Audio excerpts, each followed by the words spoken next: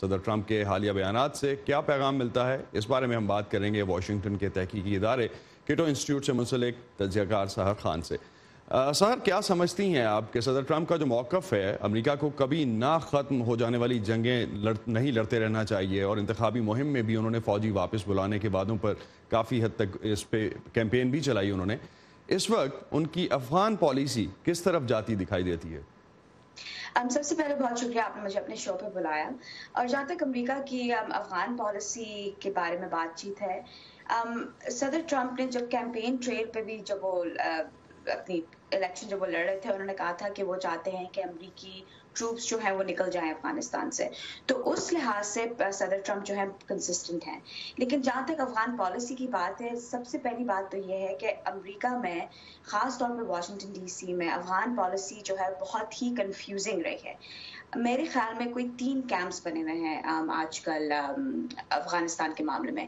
ایک وہ کیمپ ہے جو کہتا ہے کہ امریکی ٹروپس کو رہنا چاہیے جب تک افغانستان ایک جمہوریت نہیں بن جائے۔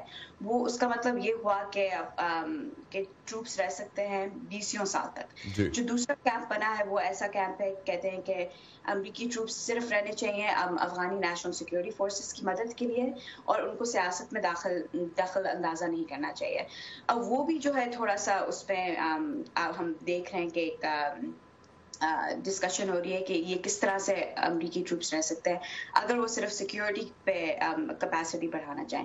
جو تیسرا گروپ ہم دیکھ رہے ہیں جس میں صدر ٹرمپ شامل ہیں، وہ یہ ہے کہ امریکی ٹروپس کو افغانستان سے نکلنا چاہیے کیونکہ وہ افغانستان کی کوئی مدد نہیں کر رہے، اور صرف لیکن مدد نہیں کر رہے۔ ایک چیز اس میں اگر ہم ایڈ آن کرتے چلیں ساتھ ساتھ، آپ نے جس طرح کہا کہ 3 ڈفرینٹ تھاٹ پروسیسز چل رہے ہیں، تھیریز چل رہی ہیں، اور ہلکے ہیں جو بات کر رہے ہیں، لیکن اس سے پہلے اگر ہم یو ایس کا جو براڈر سٹانس تھا وہ جو ہم دیکھتے تھے تو اس میں کہا جاتا تھا، پاکستان پہ بھی الزام ہوتا تھا کہ طالبان کی مدد کر رہا ہے، رشیا پہ بھی اسی طرح کی سٹیٹمنٹ آتی تھی۔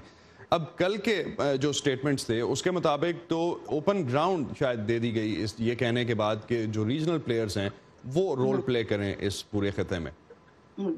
دیکھیے، میں سمجھتی ہوں کہ میں اکیلی نہیں ہوں اس معاملے میں۔ صدر ٹرمپ کی جو انڈرسٹینڈنگ ہے افغانستان وار کے بارے میں، وہ بہت ہی، میں سمجھتی ہوں کہ بہت کم ہے۔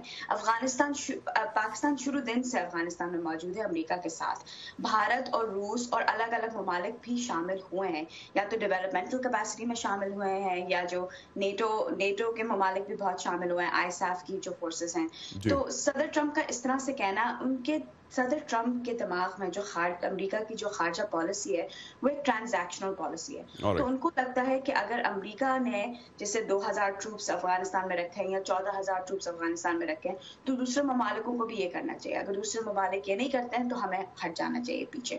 ان کو جو ملٹری اسٹریٹجی ہے اس کی سمجھ بہت کم ہے، جس کی وجہ سے اب ہم دیکھ رہے ہیں کہ امریکہ کے اندر پہلی دفعہ ایک قسم کا سول ملٹری ڈیوائڈ ہمیں نظر آ رہا ہے۔ عام طور پہ امریکی صدر جو ہیں وہ ہمیشہ امریکی ملٹری کا خیال رکھتے ہیں، اور ہمیشہ ایک قسم کی ایک سمجھے احترام رہا ہے انسٹیٹیوشنز کے درمیان۔ اور صدر ٹرمپ بھی ویسے امریکی فوج کو زیادہ پسند کرتے ہیں کمپیئر ٹو ادر انسٹیٹیوشنز، لیکن اس دفعہ ہم دیکھ رہے ہیں کہ بہت بڑا ڈیوائڈ ہو رہا ہے۔ جو انہوں نے جنرل میتس کی طرف جو ان کا ایٹیٹیوڈ رہا ہے، جو انہوں نے بالکل، اور جنرل ولیم میکریون اور جنرل سٹینلی میکرسٹل، اور الگ الگ جیسے ہم پچھلے 5-6 مہینے سے دیکھ رہے ہیں۔ تو آئی تھنک یہ جو اب ہم جو صدر ٹرمپ بولتے ہیں ملٹری اسٹریٹجی کے بارے میں، میرے خیال میں وہ اس کو دیکھتے ہیں ایک بزنس ڈیل کی طرح۔